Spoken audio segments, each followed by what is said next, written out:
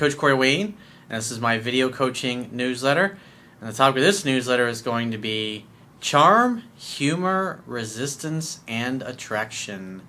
Well, I've got one email I'm going to go through with you, and it's a really good email that has a lot of detail of what this guy actually did. And this particular viewer, I've answered like 2 or 3 of his emails in videos over the past year. And he basically started out as a guy who was whining and crying the blues over his ex-girlfriend that he lost, and some really interesting things have happened that he's actually finally starting to apply the things that I teach, and he's had a really great experience that he shares. So before we get into it, I've got a quote that I wrote that I want to share with you, and then we're going to jump right in and go through his email and point out exactly what he did right and why things worked so well for him. And the quote says, "A man must do what pleases him. He must follow his own path, heart, and desires. He must resist the urge to be submissive, compliant, change his opinions or plans, and not go along with things he really does not want to go along with in order to please or seek the approval of a woman he desires.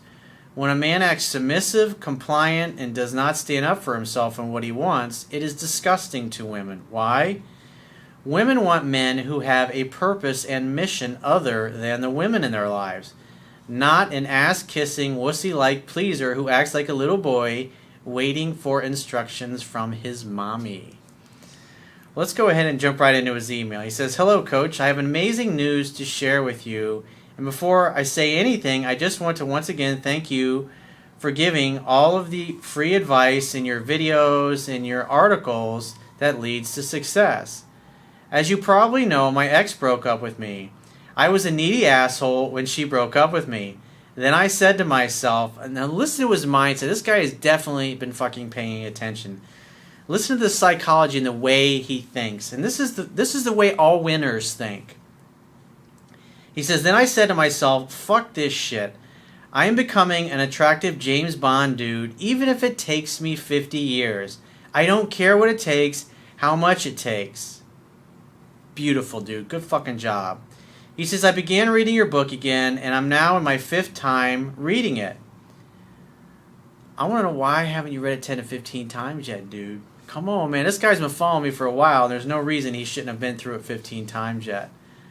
But at least you got through it 5 times, and you got a great story to share. But if you want to be really master this, if you notice at the end of every single one of my videos, I have the same quote by Lao Tzu. And it says, "Mastering others is strength. Mastering yourself makes you fearless."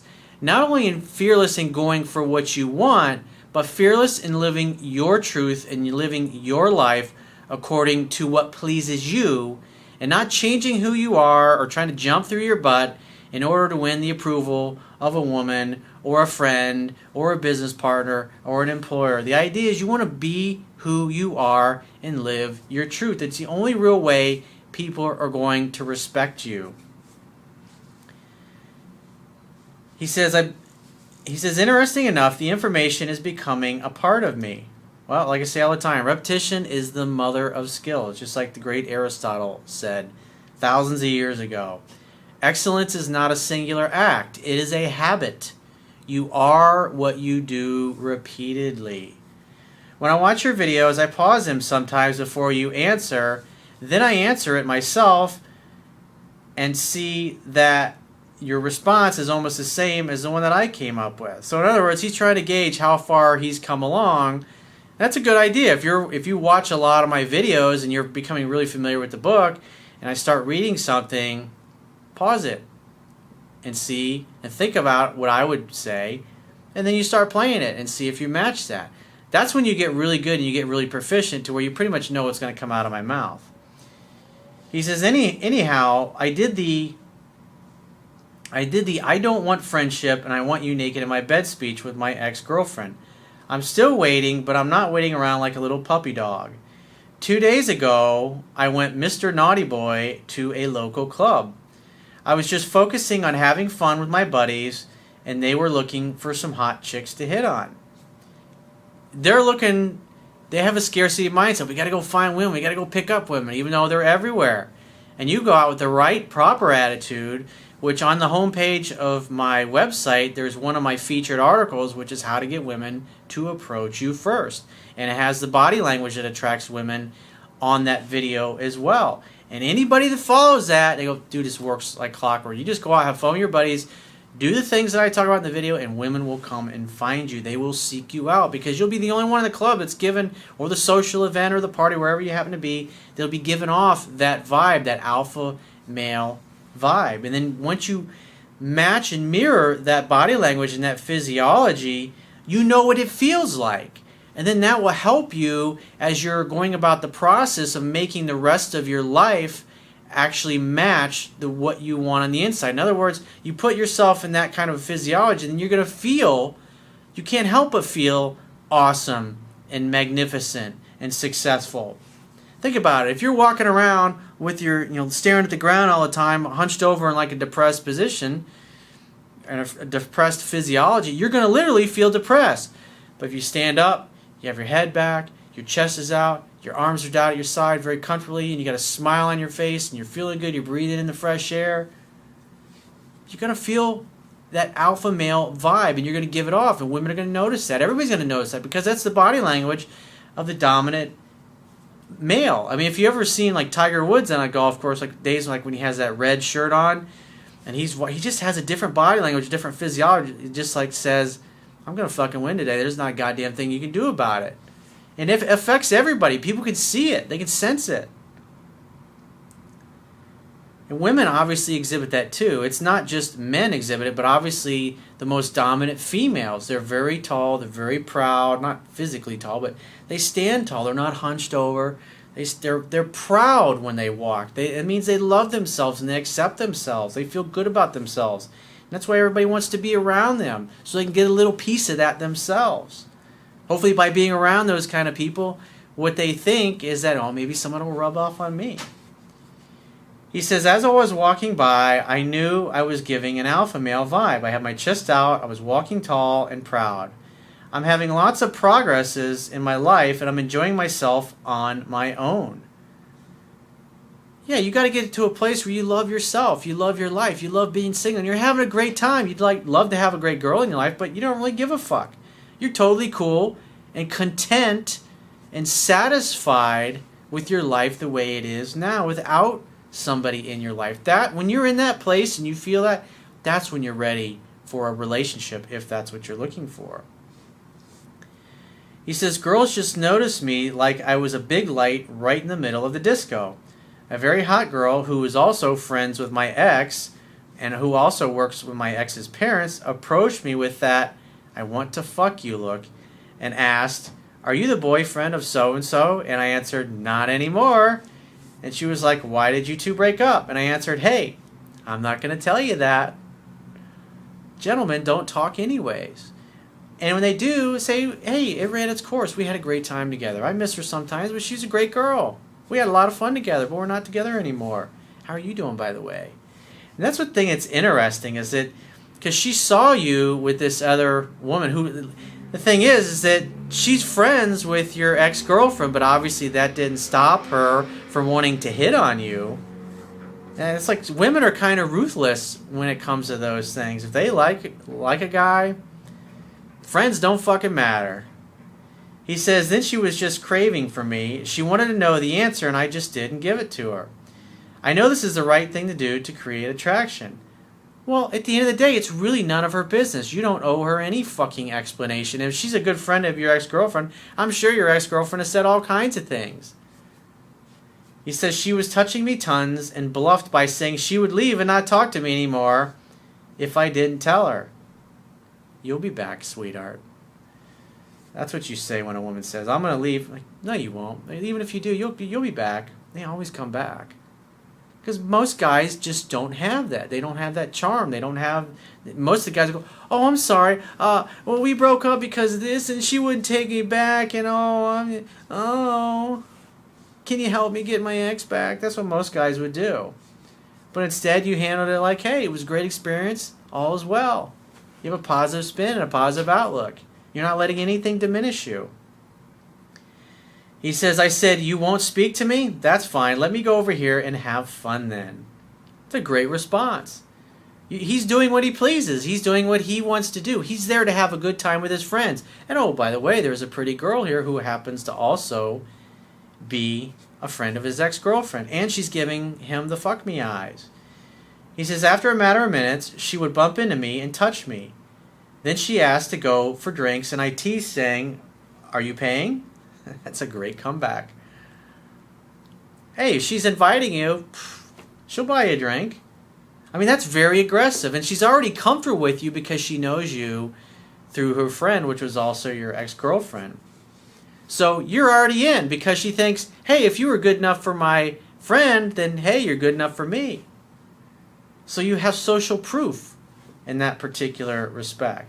But the bottom line is she came up to you because she liked you. Why? Because attraction is not a choice.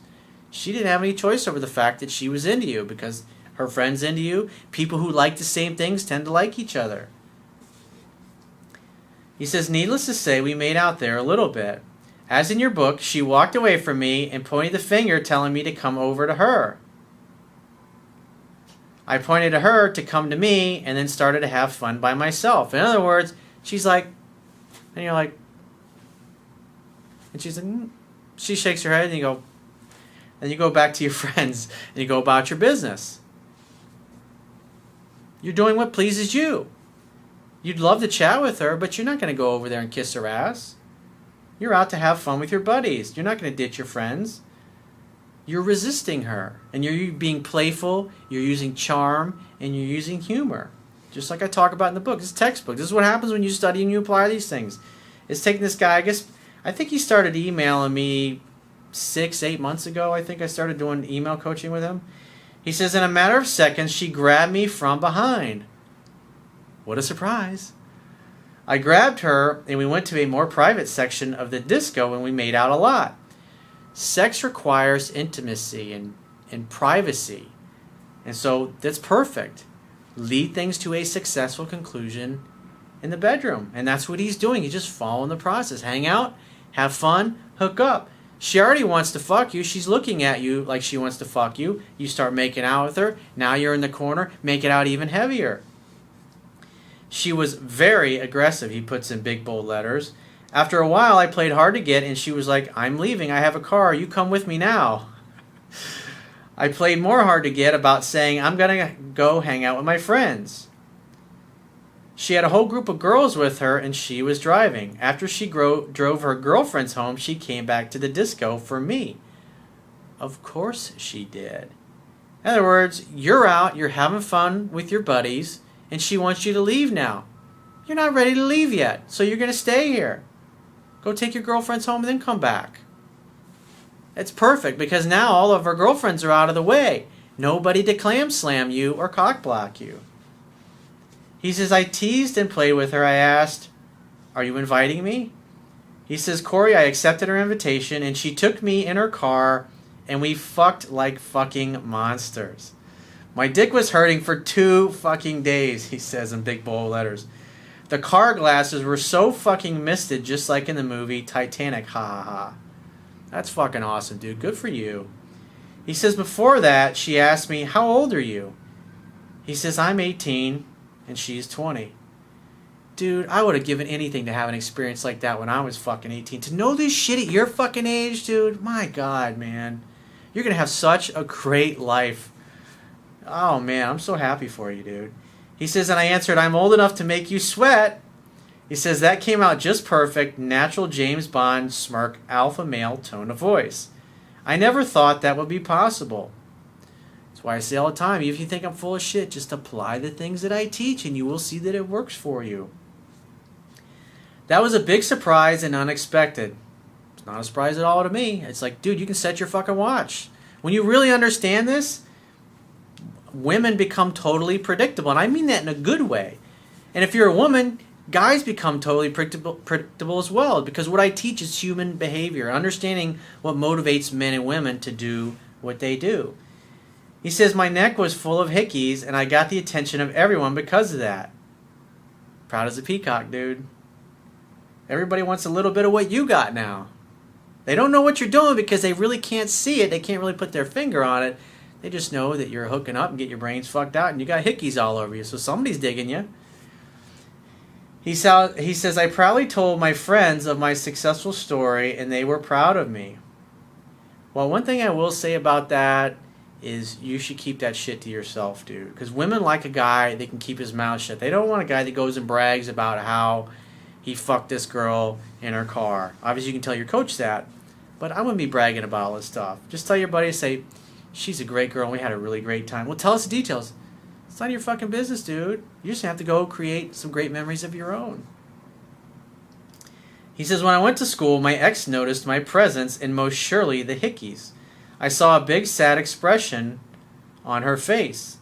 Hey, you snooze, you lose. You tried begging, you tried pleading with her, you got on your knees. Oh, please take it back, please take it back. And she was like, talk to the hand because the face ain't listening. Hey, you snooze, you lose.